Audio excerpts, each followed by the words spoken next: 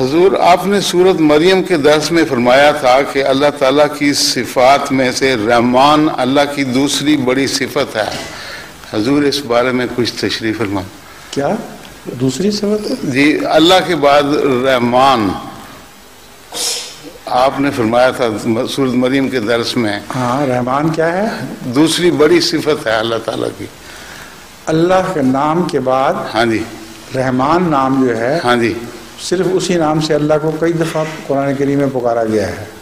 جی تو اللہ کا دوسرا نام ہے رحمان. ہاں جی اور خدا تعالیٰ کے چونکہ سارے نام صفاتی ہیں، صرف رحمان صفاتی نام نہیں بلکہ تمام نام صفاتی ہیں. جی رحمان کو اولیت بھی دی جا سکتی ہے ایک پہلو سے، دوسری تمام صفات پر یا صفاتی ناموں پر.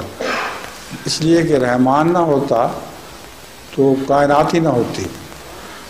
رحمان کا مطلب ہے بن مانگے دینے والا. ہاں جی تو مانگنے والے تو رسول اللہ صلی اللہ علیہ وسلم خدا تعالیٰ کے خون کے بعد پیدا ہوتے ہیں.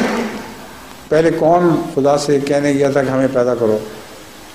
اس لیے بے پوچھے اللہ تعالیٰ نے جو صفت خالقیت کا جلوہ دکھایا ہے وہ رحمان کی وجہ سے ہے.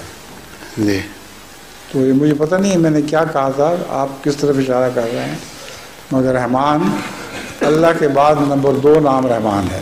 ہاں جی اسی لیے قرآن کریم میں آتا ہے بسم اللہ الرحمن الرحیم.